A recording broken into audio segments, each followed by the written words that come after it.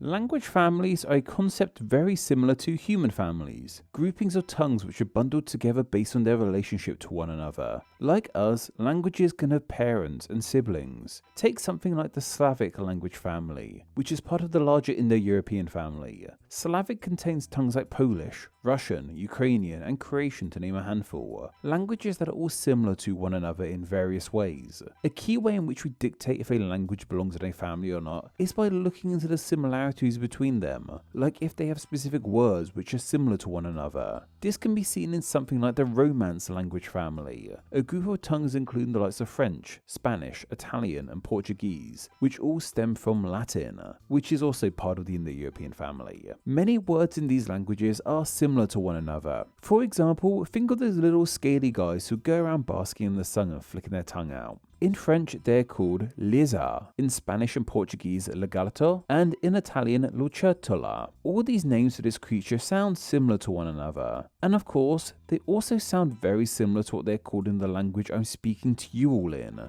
English. In this tongue, they're called lizards.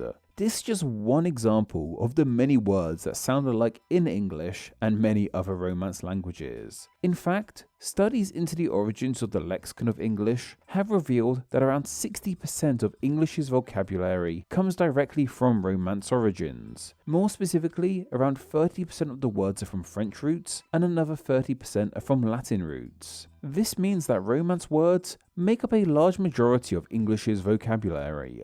So, logic would dictate that English is a member of the Romance language family too, along with the likes of French and Italian. Except, well, you know, it isn't.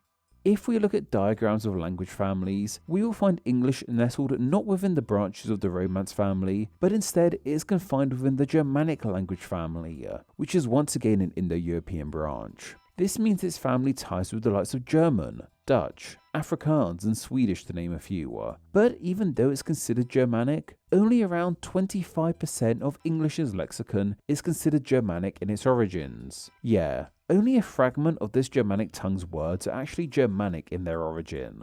Remember that lizard example? Well, the German word for lizard is Eidechse, which sounds nothing like lizard. Likewise in other Germanic tongues, like Dutch and Swedish, the word is Hagedis and Udla respectively, none of which sound like the English/Romance lizard. So why is English considered a Germanic tongue, despite the fact it has way more in common with Romance languages? Remember in the Simpsons movie when Bart really wants to be a Flanders, but realizes he's a Simpson deep down? That's the vibe I get in all of this. With Bart being English, the Simpsons being the Germanic tongues, and the Flanders being Romance. A moody kid wishing they were born into a different family and trying all they can to be a part of it.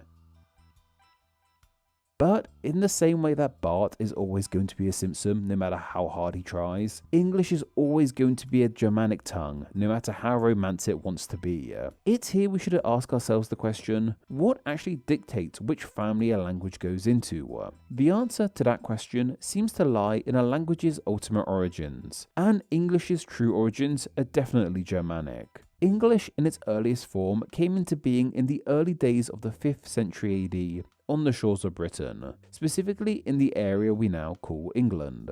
It came into being when Germanic-speaking tribes called the Angles, Saxons, and Jutes arrived in their shores in search of a new home and resources, coming from an area of Europe which now lies in modern Germany and Denmark. The different Germanic languages these tribes spoke merged into one over the years and became referred to as Anglo-Saxon, a tongue which is also known simply as Old English. It's from this ancient Germanic tongue that English evolved into the language that it is today, with around 1.5 billion speakers across our entire globe.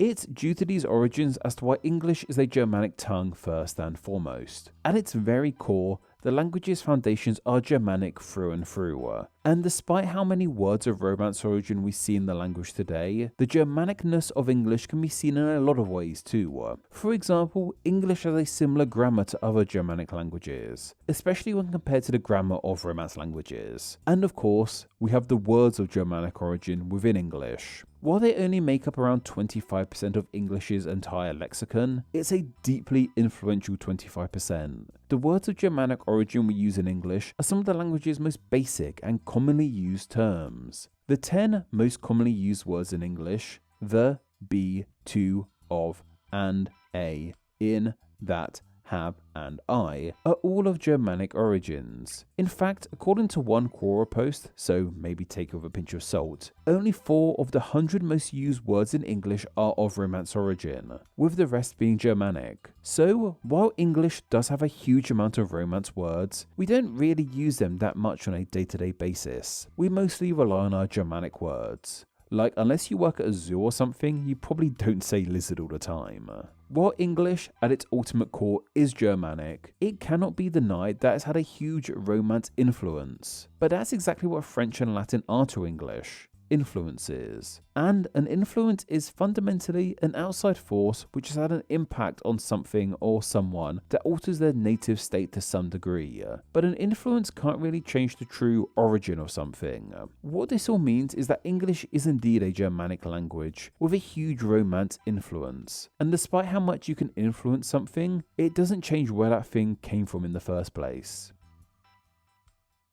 And speaking of influencing, I should probably plug my new book right around now. Immigrant Tongues, exploring how languages moved, evolved, and defined us, is releasing in less than a week, so now is the prime time to get your pre-order in. This is a book all about the travels languages have taken across our globe, and explains why we speak the languages that we do. The book also has a heavy emphasis on language families, as they are covered throughout. In fact, there's so much emphasis on language families in the book that I even begin it with a quick guide to them.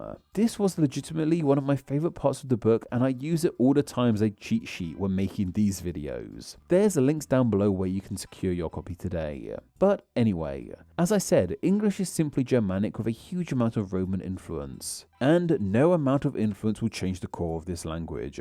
Say, in example, there was a goat who really wanted to be a pelican. They could dress up like one, live where pelicans live, and even eat their food. But, you know, it's still a goat. This is what's happening with English. Though I'm not actually the biggest fan of that analogy, I have to admit, as it kind of implies that goats, and in turn people, can't follow their own path in life, which isn't true at all. Go do and be whatever you want to be. So, while we have established that Romance languages are just a huge influence on English, we haven't exactly explained where those influences come from.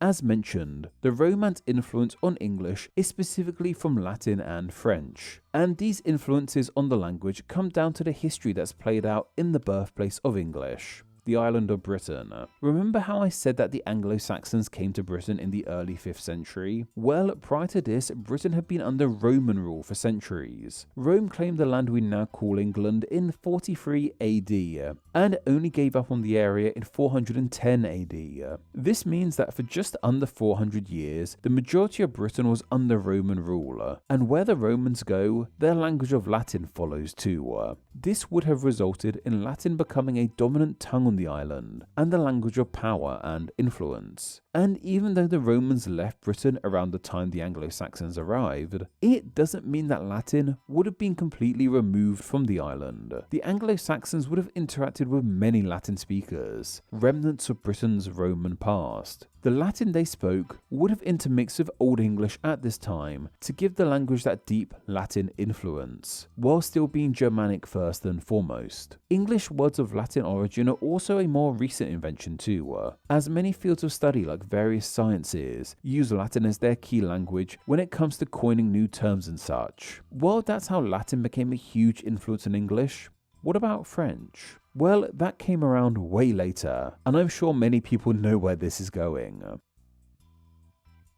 If you've ever been in the British education system, I'm sure you know all about the events of 1066. It was this year that Frenchman William of Normandy conquered England, all of which resulted in French having a huge influence on the island too, with French usurping English as the language of power. Once again, due to this, French would intermix with English to give the language that French flair like it has today. And yes, I know it technically wasn't French but instead Norman, but for ease's sake we're going to call it French right now. So the island was under Romance-speaking rule with the Romans and their Latin, followed by Germanic-speaking rule thanks to the Anglo-Saxons, and then Romance-speaking rule once again with the Norman conquest and their French. This kind of makes English a Germanic tongue sandwiched between two Romance languages. It's easy to see why they had a huge influence on English. But to answer the question laid out in the title of this video, at least I think I'm going to call this video that, I might change my mind, let me know if I did or not. Should English be a Romance language?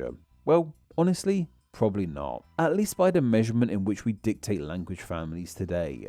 We decide a family a language goes into by its true origins, and English's true origins dictates that it's Germanic, so it will most likely be staying there. But maybe it's time to shake things up. While English has its roots in Germanic tongues, it has since evolved to be one with many ties to Romance languages. Maybe if the parameters around language families change, we could see English join the likes of French and Spanish. Or maybe it could even sit somewhere neatly between the two branches. I mean, both the Germanic and Romance branches are simply part of the bigger Indo-European family anyway. If English isn't a Romance sibling, it's at least a cousin to them or something.